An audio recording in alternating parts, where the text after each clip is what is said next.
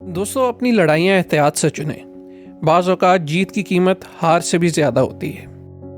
अब चंद सदियाँ आगे बढ़ते हैं। चीन को छोड़कर अब हम तीसरी सदी क़ब्ल मसीह के इटली का सफ़र करते हैं। रोम अभी वो अजीम सल्तनत नहीं बना था। जब ये जज़ीरा नुमा इटली से बाहर निकला तो इसका मुकाबला सिटी ऑफ ट्रेंटम से हुआ। ट्रेंटम की बुनियाद स्पार्टन्स ने रखी थी। इसकी सकाफत यूनानी थी। इनके लिए रोमन्स दूसरे इटालियंस की तरह महज वहशी लोग थे। वो इनके एल्चियों के साथ नारवा सलूक रखते और इनके बहरी जहाज़ों को तबाह कर दिया करते थे। ऐसा करने के मुतहम्मिल इसलिए थे कि इनका शहर इटली के किनारे पर वाक़ एक अमीर तरीन शहर था। तहम 281 क़ब्ल मसीह तक रोमियों का ज़ब्त जवाब दे चुका था। उन्होंने जंग का ऐलान कर दिया, पर टरेंटम की अपनी फ़ौज नहीं थी। वो जंग से ज़्यादा तजारत में दिलचस्पी रखते थे और अपनी लड़ाई के लिए गैर मुल्कियों की हिमायत हासिल करने के आदी हो चुके थे। इस बार भी उन्होंने यही किया।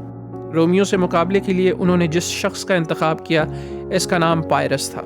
पायरस मगरबी यूनान की छोटी सी रियासत एपरस का बादशाह था।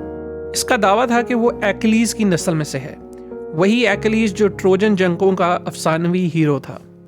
ये शायद एक मिथ थी, लेकिन वो हकीकतन सिकंदर आज़म की नस्ल में से था। वो अपने आप को सिकंदर की तरह ही एक जंगजू बादशाह समझता था। खतरनाक हमलों की क़यादत करने की वजह से इसे औकाब के लक़ब से भी जाना जाता था। एक बेहतरीन हिकमत अमली साज था। इसकी कमान में एपरस ने अपने पड़ोसी मैसेडोनियंस की एक बड़ी फौज को शिकस्त दी थी। पायरस ने फौरन रोम से जंग करने की हामी भर ली। ये इसके लिए एक बड़ी फौज तैयार करने और इटली पर कब्जा करने का एक मौका था। वो इस खित्ते में खासी दिलचस्पी रखता था। वो इस मुहिम को यूनान पर कब्जे के लिए एक लॉन्चिंग पैड के तौर पर इस्तेमाल करना चाहता था।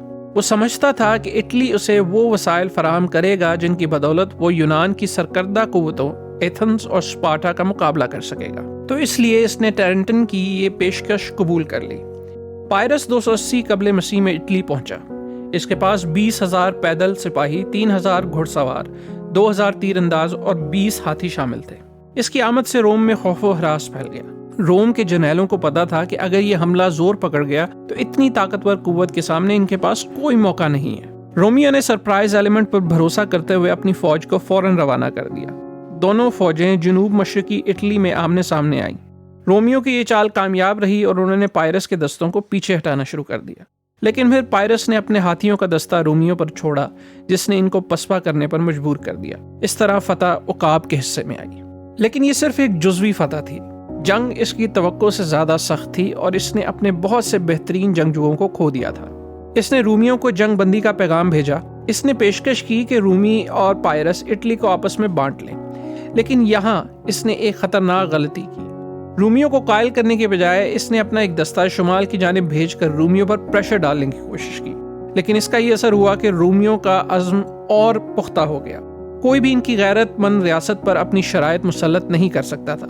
नतीजतन जंग जारी रही। सन 279 क़ब्ल मसीह के मौसम बहार में दोनों फरीक रोम के जनूब मशरिक में तकरीबन 200 मील के फासले पर वाक़े कस्बे एस्कुलम में दोबारा आमने सामने आए।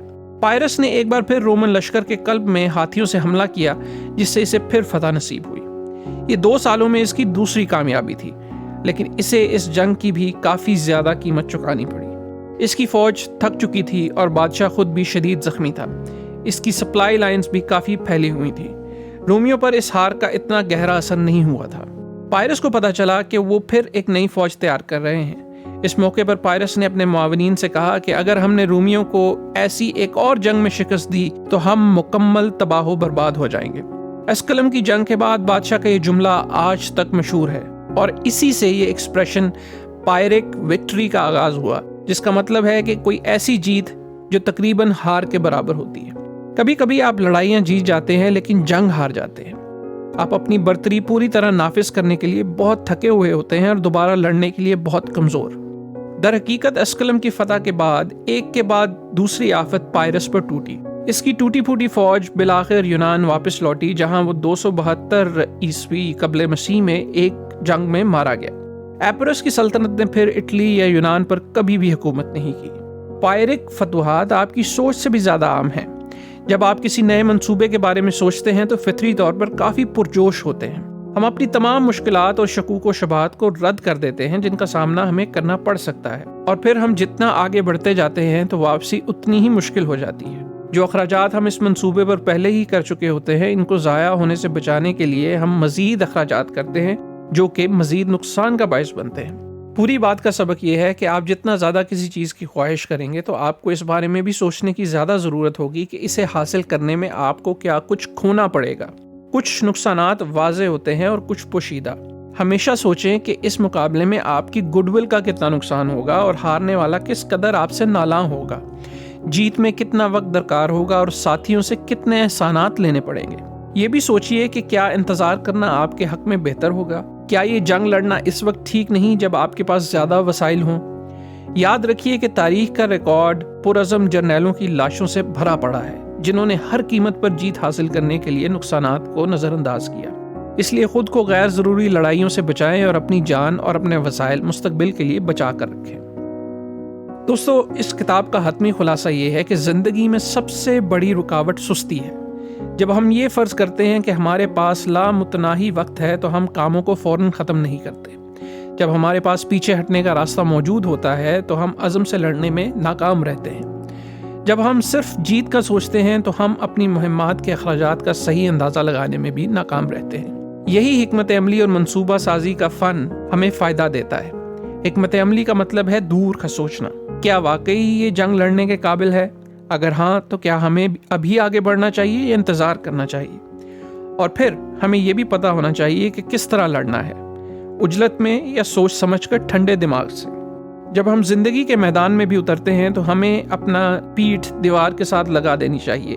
خود کے لیے فرار کا کوئی راستہ نہیں چھوڑنا چاہیے۔ جب ہمیں معلوم ہوگا کہ ہمارا واحد آپشن آگے بڑھنا ہے تو ہم زیادہ عزم کے ساتھ لڑیں گے۔ اس کے ساتھ ہی یہ کتاب اختتام کو پہنچتی ہے۔ اگلی کتاب کے ساتھ جلدی حاضر ہوں گے۔ بہت شکریہ۔